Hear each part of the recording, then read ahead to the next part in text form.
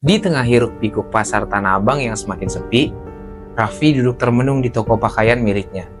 Dulu, lapaknya selalu ramai oleh pelanggan yang berebut baju-baju grosir. Sekarang, orang-orang lebih suka belanja online. Utang menumpuk, modal habis, dan istrinya, Maya, mulai mengeluh karena uang belanjanya semakin menipis.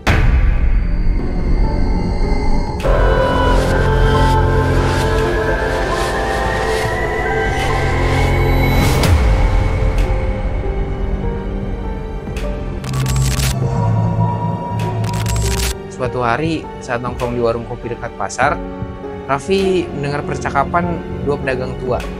Mereka berbicara tentang sebuah gunung pesugihan yang bisa membuat seseorang kaya mendadak. Tapi ada syaratnya, dan taruhannya nyawa, bisik salah satu dari mereka. Namun, Raffi yang tidak putus asa, dia nggak peduli lagi dengan resikonya. Di dalam pikirannya cuma ada, kalau ini gagal, hidupnya juga udah di ujung tanduk. Dengan tekad bulat, dia mencari tahu lokasi gunung tersebut. Malam itu, Raffi berangkat menuju Gunung Tidar, yang katanya dikenal sebagai tempat pesugihan. Ia membawa sesajen seperti yang diperintahkan oleh seorang dukun yang dikenalnya di pasar. Jangan sekali-sekali menoleh ke belakang atau menjawab panggilan di perjalanan, pesan dukun itu sebelum Raffi pergi. Sampai di kaki gunung, suasana begitu sunyi. Tak ada suara binatang malam. Hanya ada desir angin yang terasa berat. Raffi mulai mendaki, mengikuti jalur yang dikatakan dukun. Di tengah perjalanan, ada suara seseorang yang memanggil namanya. Suaranya serak, seperti dari kejauhan. Raffi! Raffi merinding, tapi dia mengingat tentang dukun. Dia harus terus jalan tanpa menoleh ke belakang. Namun suara itu semakin dekat, semakin jelas. Sampai akhirnya suara itu tepat di belakangnya. Jor! Anak itu mengganggu kerja.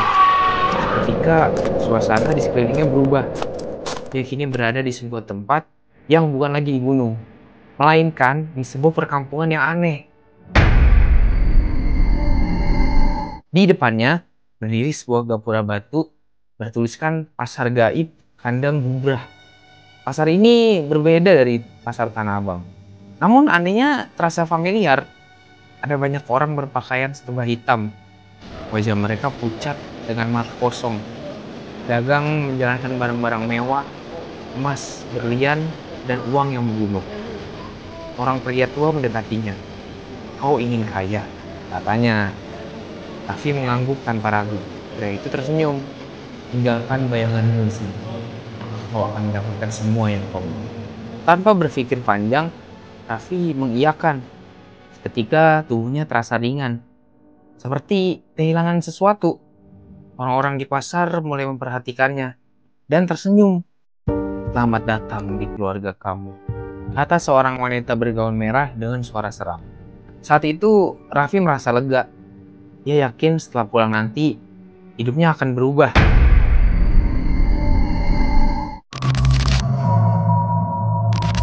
Benar saja, setelah kembali dari gunung, toko Raffi di Tanah Abang tiba-tiba mendadak rame.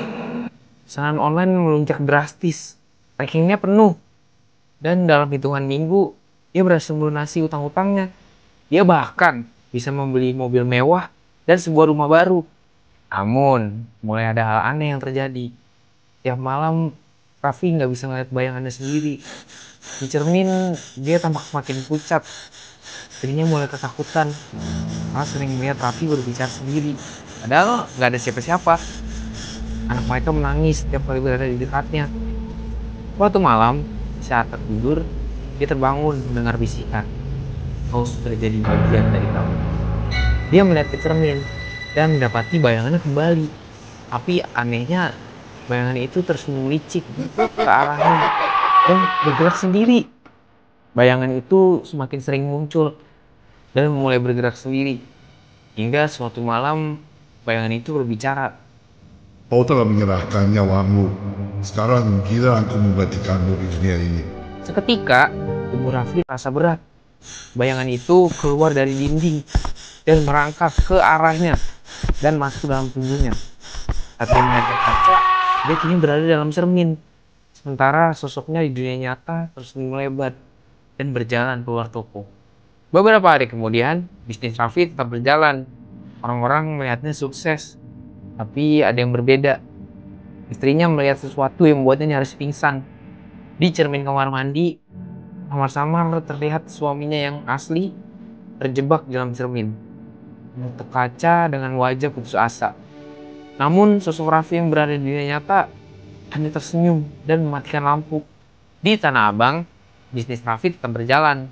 Orang-orang tetap melihatnya sukses, tapi gak ada lagi yang tahu dia bukanlah Raffi yang sebenarnya. Di suatu tempat di pasar gaib, seorang pria tua tersenyum puas. Satu lagi jiwa terjebak dalam bayangan, dan pesugihan terus berjalan. Kalau kamu suka cerita ini, jangan lupa subscribe, like, dan komen. Dan share ke teman-teman kamu juga ya. Nyalakan lonceng notifikasimu, karena Ceritain bakal update cerita baru tiap hari Senin, Rabu, dan Jumat. Jangan sampai ketinggalan cerita horor selanjutnya ya. Hanya di Ceritain Rahasia.